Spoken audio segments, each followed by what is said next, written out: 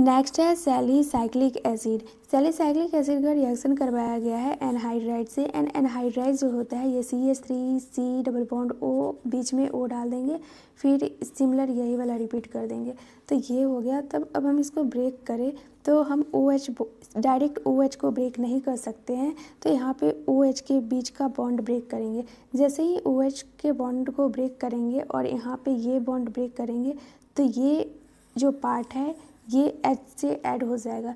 जब ये part H से ऐड हो जाएगा तो यहाँ पे एसिड का फॉर्मेशन हो जाएगा। एंड यहाँ पे O जो बाकी वाला पार्ट बचा OCH3 C double bond O यहाँ पे आके ऐड हो जाएगा, तो ये फॉर्मेशन हो जाता है एसीटल सैलिसाइक्लिक एसिड का, जिसको कि हम एस्पिरिन बोलते हैं। एंड यहाँ पे देख सकते हैं जो भी रायता फैला है ये OH के साथ ही फैला है। And C double bond OH, मतलब कि एसिड में कोई भी चेंज नहीं हुआ है। एसिड यहाँ पे भी है एंड एसिड यहाँ पे भी है। नेक्स्ट है अल्कोहल का रिएक्शन करवाया गया है HX के साथ, तो यहाँ पे कोई भी पार्शियल बॉन्ड का कैरेक्टर नहीं है, तो डायरेक्ट OH को हटाएंगे और X ऐड कर देंगे एंड वाटर का फॉर्मेशन हो जाएगा। नेक्स्ट है डिहाइड्रेशन। डिहाइड्रेशन में यहाँ पे H लगा है एंड OH लगा है, हीट दिया गया है एंड H2SO4 या H3O4 दोनों में से कोई एक हो सकता है, तो यहाँ पे वाटर रिमूव हो जाएगा एंड एल्कीन का फॉर्मेशन हो जाएगा।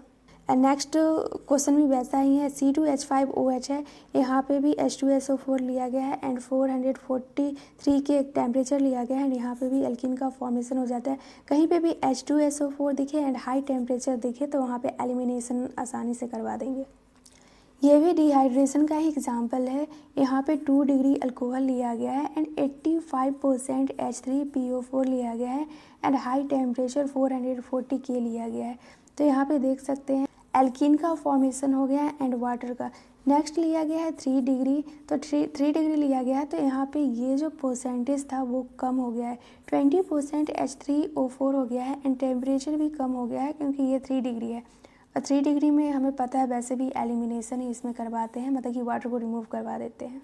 एंड जब डिहाइड्रेशन करवाते हैं तो सेकेंड स्टेप में, मतलब कि सेकेंड स्टेप जो होता है स्लोवेस्ट स्टेप रहता है, यहीं पे कार्बोकैटायन का फॉर्मेशन होता है। नेक्स्ट है यहाँ पे HCOH दिया गया, तो इसमें सिंपल बॉन्ड ब्रेकिंग के बारे में दिया है। OH के बीच का भी बॉन्ड ब्रेक कर सकते हैं एंड इसके बीच का भी बॉन्ड ब्रेक कर सकते हैं।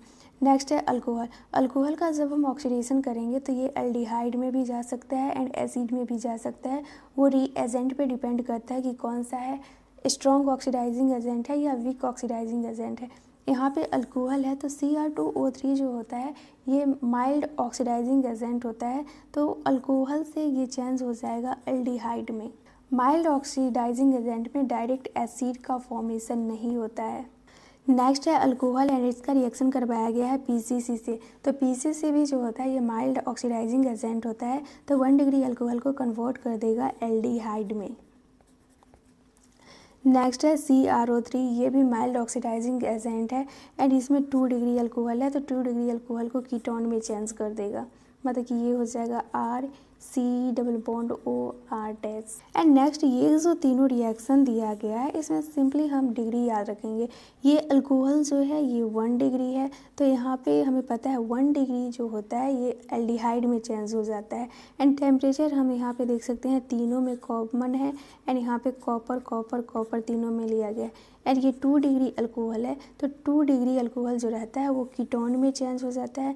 नेक्स्ट है 3rd डिग्री, तो 3rd डिग्री में जो होता है ये सिंपली यहाँ पे एलिमिनेशन होता है, मतलब कि ये दोनों यहाँ से OH के साथ एक H आ जाएगा तो यहाँ पे एक डबल बॉन्ड लग जाएगा, बस इसी टाइप से रिएक्शन होगा।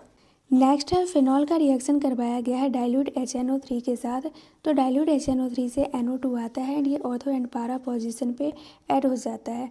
एंड हमसे पूछा जाता है कि बॉइलिंग पॉइंट किसका ज़्यादा होगा, ऑर्थो का या पारा का, तो बॉइलिंग पॉइंट जो होता है ये पारा का ज़्यादा होता है कंपेयर टू ऑर्थो, क्योंकि ऑर्थो में जो होता है, मतलब कि वैसे तो हर केस में पारा मेजर होता है, पर जहाँ पे भी हाइड्रोजन बॉन्डिंग आ जाता है वहाँ पे ऑर्थो मेजर हो जाता है।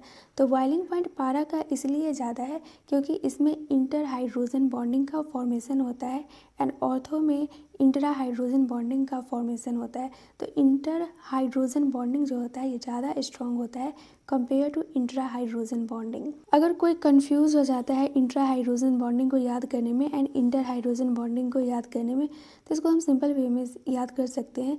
जैसे कि एक चैन बना है, कोई ह्यूमन है और एक दूसरे का हाथ पकड़ के एक चैन बना रहा है, तो ये ज़्यादा मजबूत होगा कंपेयर टू जो एक इंसान अकड़ में एकदम ऐसे ही खड़ा हुआ है तो कोई भी इसको मार के चला जाएगा।